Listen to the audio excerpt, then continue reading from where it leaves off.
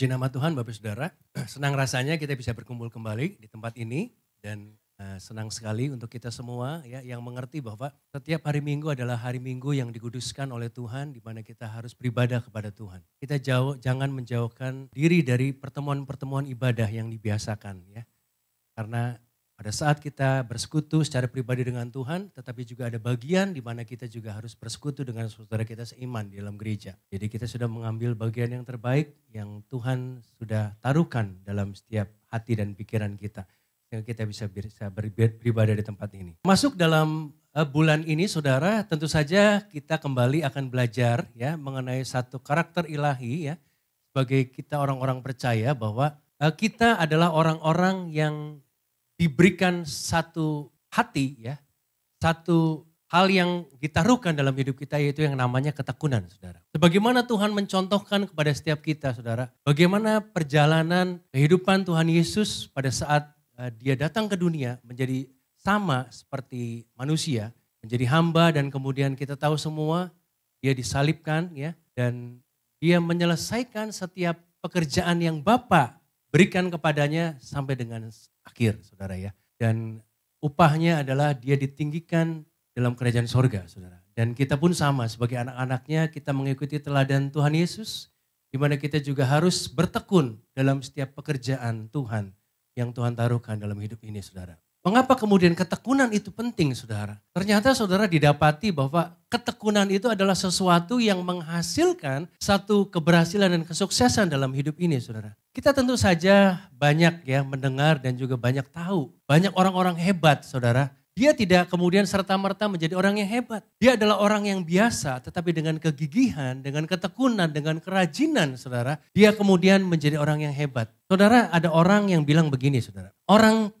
Orang bodoh kalah sama orang pintar saudara ya. Tetapi saudara ya, orang pintar kalah sama orang rajin ya atau orang tekun saudara ya. Suatu ketika saudara pada saat saya masih sekolah, saya ingat betul saudara ya ada kawan saya, orangnya cerdas ya, sangat pandai. Kalau seandainya kita bertemu sama dia, kemudian saya tanya, sudah belajar?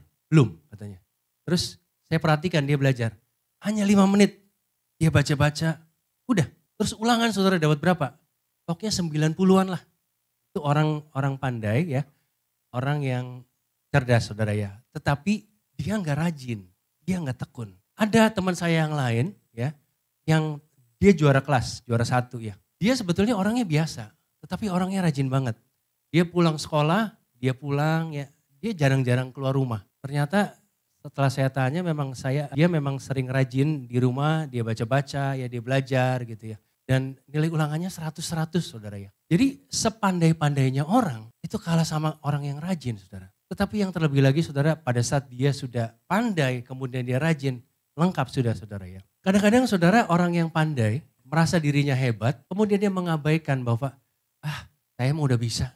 Saya mah udah hebat. Saya mah pokoknya udah deh gampang gitu ya. Ngegampangin saudara, ngeremehin. Tetapi saudara yang Tuhan mau untuk setiap kita sebagai anak-anaknya miliki adalah satu ketekunan saudara. Sama-sama katakan ketekunan saudara. Karena saudara ketekunan itu yang kemudian akan membawa kita finish sampai pada garis akhir kehidupan ini saudara ya.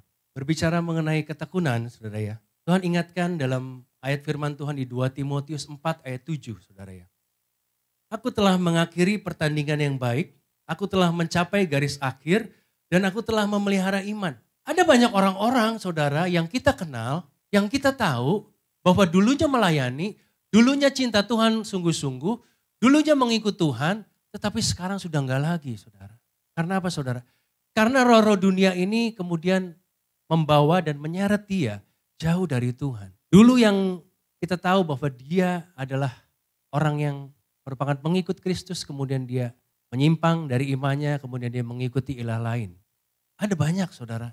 Walaupun dulu dia aktivis, walaupun dia melayani sungguh-sungguh. Ternyata saudara, firman Tuhan juga ingatkan awal dari segala sesuatu, akhir dari segala sesuatu adalah lebih baik daripada awalnya. Karena saudara orang itu dilihat itu bukan dari awalnya seperti apa. Tetapi akhir kehidupannya seperti apa. Untuk itu makanya kita kadang-kadang saudara ya kalau ketemu sama orang pada saat akhir kehidupannya. Orangnya hebat, orangnya baik, ini family man banget. Saya bangga loh. Kamu punya papa, kamu hebat banget papa kamu gitu kan. Akhirnya saudara, Kenapa? Karena kita nggak bisa menentukan. Apakah orang itu akan tetap terus menjadi orang yang baik, menjadi orang yang sayang sama keluarga, menjadi orang yang memperhatikan keluarganya atau enggak, saudara ya. Orang yang sungguh-sungguh atau enggak mengikut Tuhan. Untuk itu saudara pastikan setiap kita yang memulainya di dalam roh, jangan kemudian kita mengakhirinya dalam daging. Amin saudara. Jadi kemudian jangan pada saat kita kenal Tuhan, kita cinta Tuhan, kita mengikut Tuhan sungguh-sungguh. Tetapi pada saat ada masalah, ada cobaan, diuji oleh Tuhan, kemudian Tuhan, aku udah gak Tuhan-Tuhanan lagi deh. Aku kecewa sama Tuhan. Saudara, justru saudara ya, pada saat tantangan, pada saat ujian, pada saat pencobaan itu datang, saudara, itu yang akan mendewasakan kita, saudara. Kalau kita tahu, saudara, orang-orang yang sukses itu adalah orang-orang yang beberapa kali, mungkin sering kali jatuh bangun, gagal dalam hidupnya, saudara. Tetapi kita ngelihatnya hanya kesuksesannya saja, saudara. Tetapi kalau kita mau belajar dalam perjalanan kehidupannya itu, banyak jatuh bangun, banyak kegagalan. Tetapi saudara, prinsipnya adalah sekali gagal, dia coba lagi. 2 kali gagal, dia coba lagi. Berkali-kali gagal, tetap terus mencoba, saudara. Sampai apa, saudara? Sampai berhasil, saudara. Saudara, kita akan belajar, saudara ya, dari satu kisah yang namanya John Stephen Akhwari. Pelari maraton dari Tanzania, saudara. Dia adalah pelari maraton yang finish paling terakhir, saudara, di Olimpiade Meksiko di tahun 1968, saudara. Ternyata, saudara, sebetulnya Stephen Akhwari ini adalah seorang pelari nasional. Makanya dia dikirimkan oleh negaranya untuk mengikuti Olimpiade. Tetapi dalam perjalanan, saudara, dia terjatuh. Kemudian dia mengalami luka. Dan kemudian dia berusaha untuk tetap terus berlari, tetapi sepertinya sulit. Lalu kemudian ketika orang melihat keadaannya, saudara ya, kemudian dia berkata, Stephen Akhwari, ini aku balut. Kalau kita lihat saudara ya, ada balutan lukanya di kanan saudara ya. Itu karena ada tim medis yang membantu ya untuk membalut luka. Lalu kemudian dia menyarankan, kamu sudah cedera ya. Kamu sudah luka, udah lebih baik kamu berhenti aja. Tetapi Stephen Akhwari berkata, Bapak, saya gak akan berhenti. Saya harus terus berlari sampai finish. Saudara, terkadang orang-orang itu adalah orang-orang yang mungkin mengasihani kita. Yang tahu keadaan kita memang terluka. Yang tahu keterbatasan kita. Tetapi saudara, daya juang, semangat, lalu kemudian satu konsistensi untuk kita mengakhiri sesuatu itu sampai akhir itu tergantung kepada diri kita. Orang lain mungkin mencoba untuk kemudian mempengaruhi kita. Udah deh, kamu mah udah gak bisa, udah stop aja di sini. Udah percuma kamu gagal, tapi gak begitu sama Stephen Akhwari saudara. Lalu apa yang terjadi saudara? Pada saat itu kira-kira 1 jam sudah berlalu dari pertandingan saudara ya. Dari yang pelari terakhir sampai ke Stephen Akhwari itu bisa sampai 1 jam setelahnya. Lalu kemudian stadion itu juga sudah sedikit ya penontonnya. Tetapi masih ada tim media. Lalu kemudian ada satu orang yang tiba-tiba berlari dan kemudian mencapai garis finish. Orang-orang kaget. Loh, ini orang lagi ngapain? Ini udah habis nih pertandingannya, lu baru datang gitu. Dan kemudian dengan rasa penasaran saudara ya, lalu kemudian media itu kemudian meliput. Lalu bertanya kepada dia, Stephen Akhwari, kamu kan luka, kenapa kamu terus berlari? Kenapa kamu memaksa diri untuk bisa terus finish? Lalu kemudian dia bilang begini, saudara, negara saya mengirimkan saya ke Olimpiade di Meksiko ini bukan hanya untuk memulai pertandingan, tetapi untuk menyelesaikan pertandingan. Kita terkadang saudara sudah memulai pertandingan kehidupan kita, saudara. Tetapi saudara harus jaga baik-baik.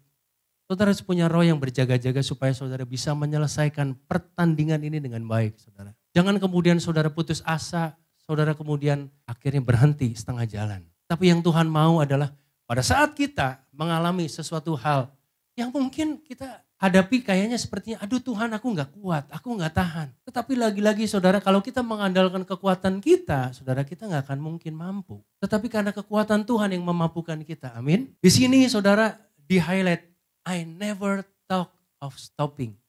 Saya tidak pernah berpikir untuk berhenti. Orang yang kemudian sudah berpikir dia akan berhenti, dia akan kalah, dia akan gagal, dia akan kalah. Dia akan menjadi gagal, saudara. Tetapi kalau pikiran kita, saudara, saya masih kuat, saya pasti berhasil, saya pasti sukses. Saudara akan kuat, saudara akan berhasil, dan saudara akan sukses. Amin, saudara. Untuk itu saudara, berbicara mengenai ketekunan, mari sama-sama kita juga mau belajar ya. Dari quotes-quotes yang sangat baik yang kita bisa temukan siang hari ini. Yaitu dari Newt Gingrich yang berkata begini saudara.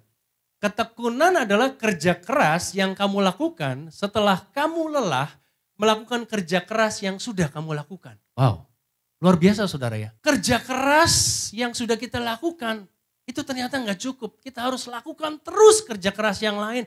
Terus kerja keras yang lain sampai kapan? Sampai kita berhasil. Itu ketekunan saudara. Kalau saudara merasa bahwa saudara udah kerja keras, udah cukup, saya udah cukup kerja keras. Belum cukup saudara. Saudara belum mencapai garis akhir. Kadang-kadang saudara ya, saya juga ada dengar ya saudara ya. Kalau misalnya bos kan berkata begini, ayo kerja keras. Bos enakan aja lu bos. Lu ngomong gue kerja keras, emang lu gak tahu gue udah kerja keras gitu kan. Ya kan selalu gitu ya. Ayo kerja keras, tiap ketemu ngomongnya ayo kerja keras, ayo kerja keras. Tetapi saudara sebetulnya bos ini ingin menyemangati kita. Karena kadang-kadang saudara konsistensi itu bisa berubah.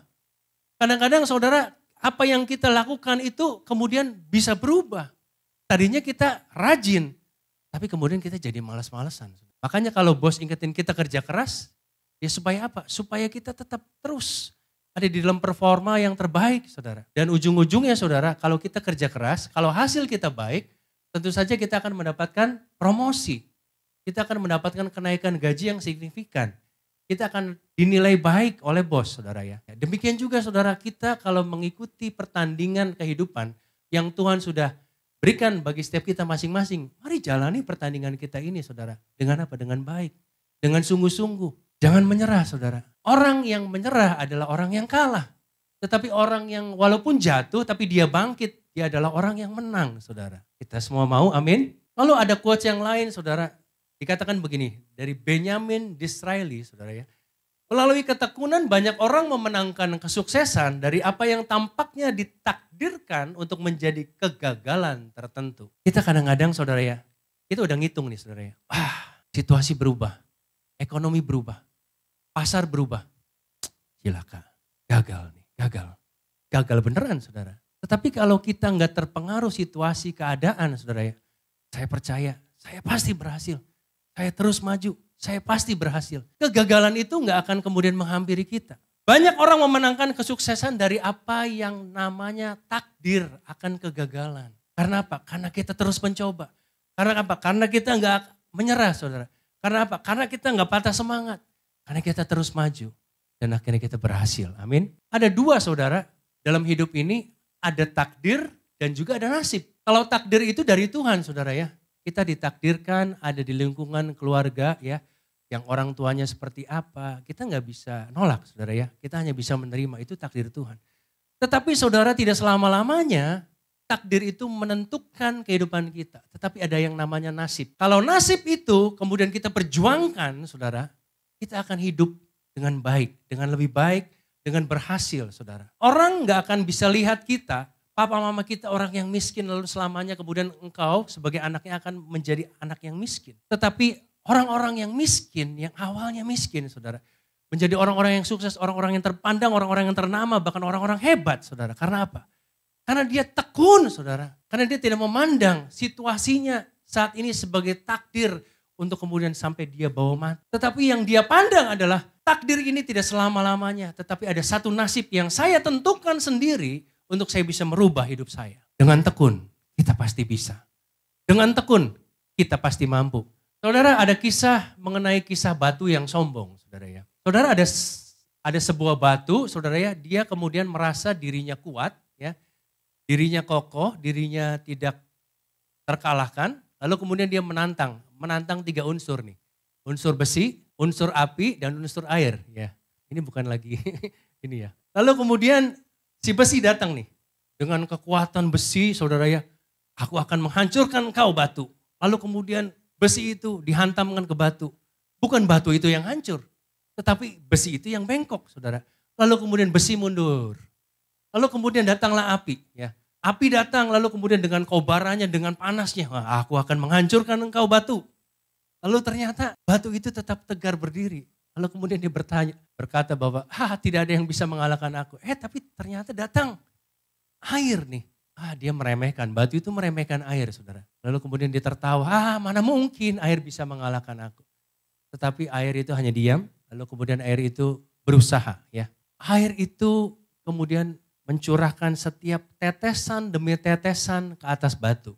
Bukan hanya sehari, bukan hanya seminggu, sebulan, setahun, tetapi beberapa tahun berlalu. Dan akibatnya apa saudara? Batu yang kokoh, batu yang kuat, batu yang mungkin tidak akan pernah bisa terhancurkan. Ternyata batu itu bisa terkikis oleh air, saudara. Terkadang saudara, Tuhan ingatkan kita ada berbagai jalan, berbagai cara dalam hidup ini, saudara. Untuk kita diberikan hikmat oleh Tuhan dalam mengatasi segala persoalan kita. Tetapi saudara, sesuatu yang kita dapatkan ya sebagai satu hikmat dari Tuhan, itu adalah kita dapat, saudara, pada saat kita mau untuk belajar tekun, saudara. Kalau kita nggak mudah menyerah, nggak patah semangat, saudara, itu pasti kita akan dapatkan, saudara. Solusi yang terbaik, satu happy ending dalam hidup ini, saudara, yang kita akan dapatkan kalau kita mau belajar ketekunan. Oke, kalau kita tahu, saudara, betapa pentingnya ketekunan, yuk kita sama-sama mau belajar ya. Pentingnya ketekunan itu apa sih? Dapat mencapai hal-hal besar dalam hidup. Tentu saja saudara, apa yang saudara impikan, apa yang saudara kemudian taruh dalam hati saudara sebagai satu cita-cita, sebagai sesuatu yang ingin menjadi tujuan kehidupan saudara, saudara harus tekun. Ketekunan itu yang akan membawa saudara kepada hal-hal yang besar, saudara. Pastikan saudara kalau saudara ingin menjadi besar ya, dalam pekerjaan, dalam usaha, dalam pelayanan, saudara, Tuhan melihat ketekunan setiap kita. Dan pada saat kita tekun, saudara, kita akan diangkat oleh Tuhan. Amin. Lalu yang kedua adalah kita akan jadi ahli dalam bidang tertentu. Tentu saja saudara, ada banyak orang-orang yang menggeluti satu bidang tertentu, lalu kemudian dia latihan berhari-hari ya, kemudian sampai terus berbulan-bulan, menahun ya. Kita banyak melihat saudara ya, ada petinju-petinju profesional saudara, yang ternyata saudara sekali pukul orangnya jatuh. Tetapi saudara, kalau kita melihat hanya sekali pukul orangnya jatuh, kita nggak akan melihat prosesnya. Ternyata prosesnya itu dia harus berlatih begitu keras. Dia harus mau menyiapkan waktu, meluangkan waktu. Kemudian dia harus menderita, saudara ya. Dia mungkin mengalami kesakitan dalam latihan, saudara. Tetapi saudara, hasilnya adalah dia kemudian menjadi semakin kuat. Dia menjadi semakin ahli dalam bidangnya, saudara. Pastikan saudara kalau kita punya kebiasaan, kemampuan, saudara, saudara harus geluti. Kalau saudara bisa bernyanyi, maksimalkan potensi atau talenta yang Tuhan telah berikan kepada kita. Kalau saudara bisa apa, saudara? Saudara bisa membuat kue, saudara. Buat kue yang terbaik. Saudara harus pastikan bahwa kue saudara adalah kue yang terenak seantero Jakarta. Jangan menyerah, terus belajar dan terus belajar dengan tekun, saudara ya. Lalu kemudian yang ketiga adalah terhindar dari rasa malas, saudara. Kadang-kadang saudara lawan tekun kan malas, saudara ya. Kadang-kadang kalau kita nggak punya ketekunan, kita kadang-kadang suka malas, saudara. Kalau liburan kita malas ngapa-ngapain, saudara ya. Lalu kemudian kalau misalnya kita disuruh sama orang tua nih, kalau anak-anak kecil, malas mah. Kadang-kadang kalau kita malas-malesan, saudara ya, itu adalah sesuatu yang kita tanam di masa-masa kita pada saat kecil, pada saat remaja. Dan itu akan terbawa, saudara. Tetapi kalau saudara bisa, saudara ya, menjadikan diri saudara adalah orang-orang yang tekun ya. Dari kecil saudara belajar tekun, remaja, dewasa, bahkan saudara menjadi orang tua, saudara. Saudara akan lihat hasilnya, saudara ya. Kemalasan akan menimbulkan kemiskinan. Tetapi ketekunan akan menimbulkan keberhasilan, saudara ya. Lalu kemudian kita akan lebih menghargai waktu. Kadang-kadang saudara, kalau orang-orang yang gak tekun, saudara ya, dia kemudian dihadapi oleh persoalan yang susah, kemudian dia, matematik susah banget ya. Udah deh, gue mau belajar itu aja, hafal-hafalan aja. Tapi hafal-hafalan juga, banyak banget nih hafalannya. Saudara, kadang kalau kita mau memanjakan diri, kalau kita mau ngikutin maunya kita, saudara ya, itu kita gak akan pernah bisa ya untuk ya menemukan yang ideal. Kadang-kadang saudara, kita itu harus bukan hanya menyisihkan waktu, tetapi kita benar-benar meluangkan waktu, saudara ya, untuk melakukan sesuatu. Kalau kita tahu, saudara ya, sesuatu itu kita lakukan sepertinya sulit. Berarti kalau saudara biasanya lakukan 4 jam, saudara harus double. Saudara harus lakukan itu selama 8 jam. Kalau saudara lakukan itu berhasil selama seminggu, ternyata ini persoalannya lebih berat, saudara harus berpikir selama berapa, saudara? 2 minggu. Saudara double. Itu namanya saudara tekun. Saudara harus meluangkan waktu untuk itu. Lalu yang kelima adalah siap dalam menghadapi tantangan hidup. Tentu saja saudara, orang-orang yang tekun adalah orang-orang yang tidak mudah kalah dalam kehidupan ini saudara. Kehidupan akan semakin berat, kehidupan akan semakin sulit, kehidupan akan banyak sekali tantangan yang kita akan hadapi saudara. Tetapi dengan ketekunan saudara, kita bisa membuat diri kita ini bertahan. Membuat diri kita ini mempunyai satu daya juang. Membuat diri kita ini mempunyai satu kekuatan untuk terus maju, untuk terus melangkah, untuk terus menyelesaikan sesuatu yang sudah kita mulai. Ketekunan itu penting. Amin, saudara.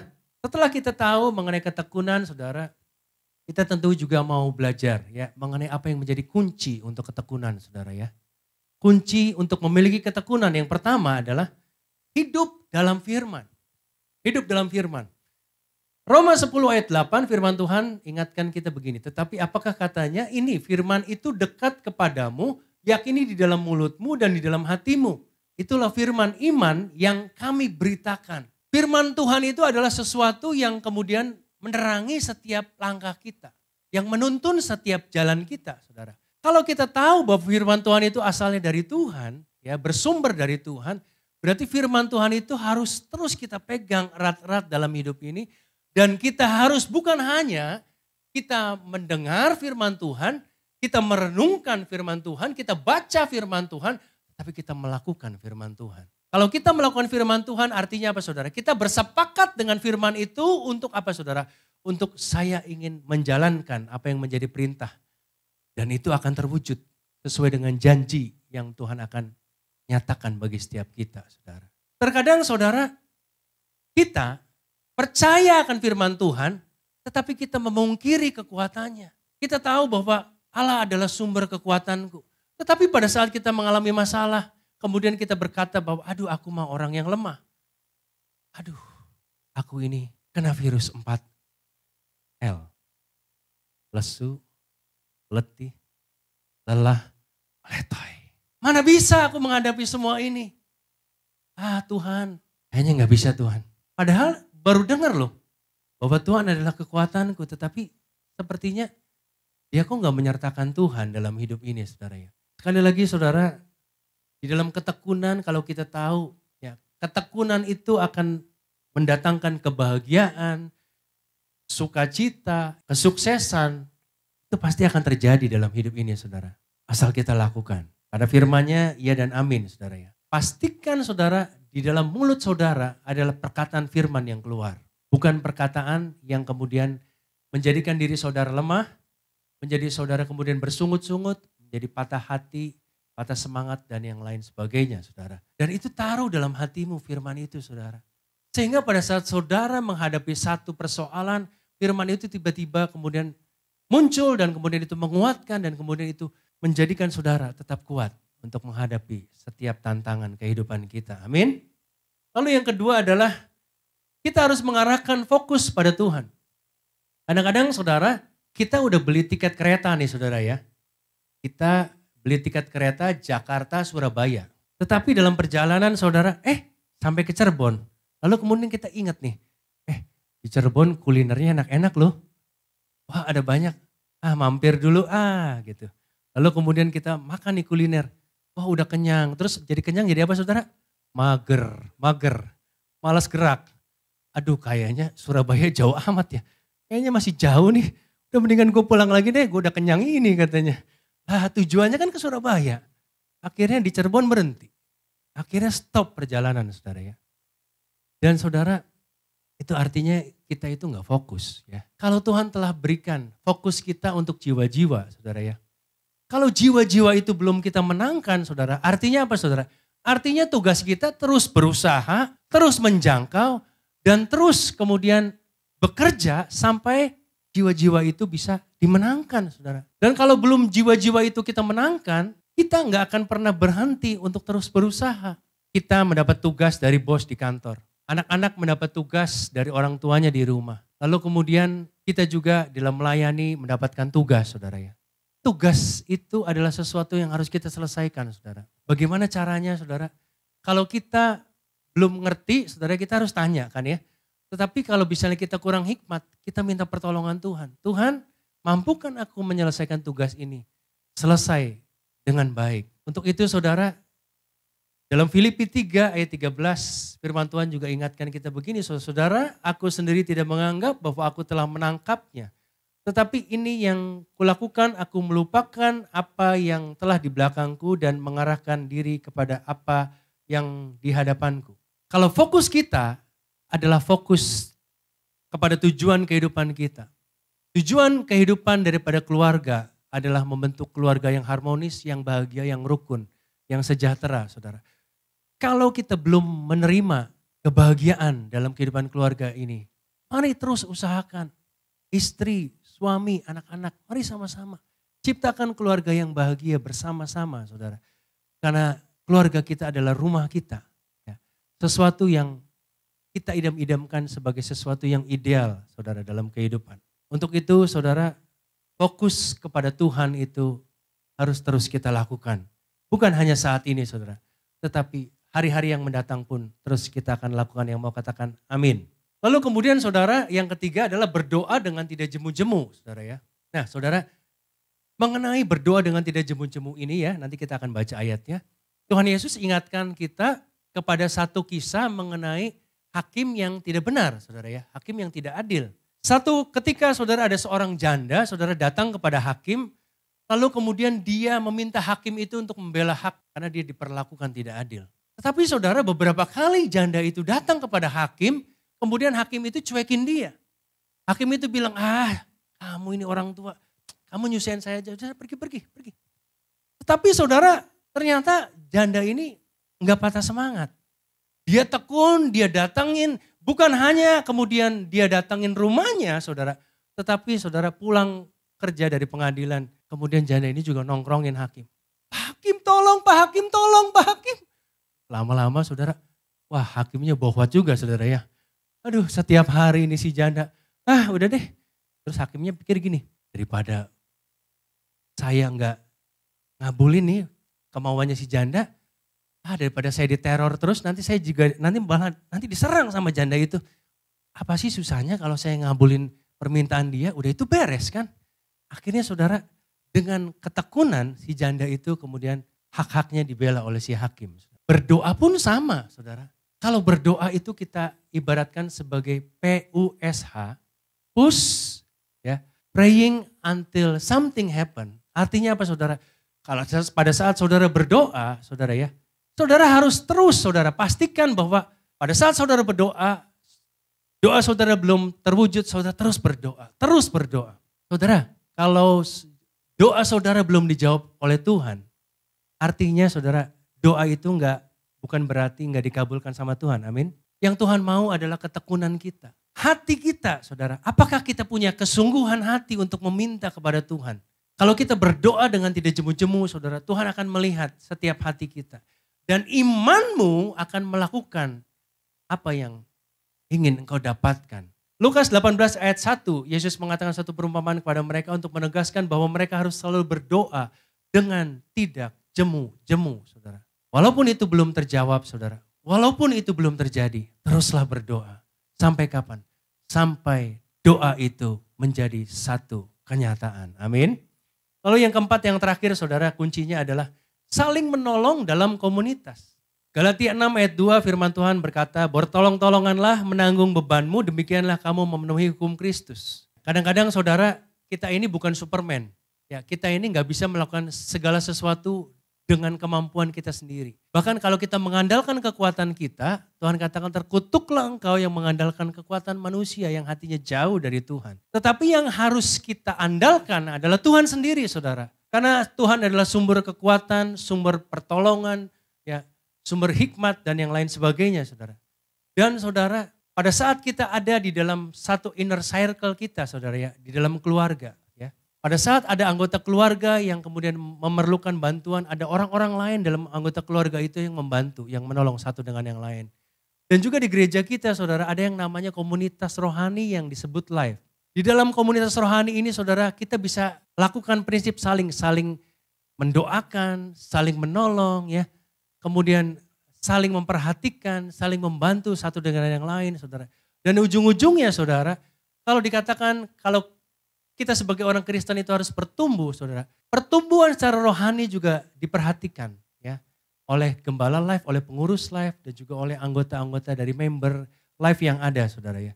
Untuk itu saudara, Tuhan ingatkan kepada setiap kita untuk saling bertolong-tolongan. Tentu saja saudara, kalau kita meminta pertolongan orang lain itu baik. Tetapi yang pertama, yang utama adalah kita harus meminta pertolongan Tuhan. Amin saudara. Kalau kita sudah meminta pertolongan Tuhan, Tuhan akan bisa gerakan siapapun orang-orang di sekitar kita untuk menolong kita. Sekalipun mungkin sepertinya, dia gak mungkin loh nolong saya. Tetapi Tuhan bisa gerakan dia. Wah luar biasa. Itu karena apa saudara? Karena kita mengandalkan Tuhan juga saudara ya.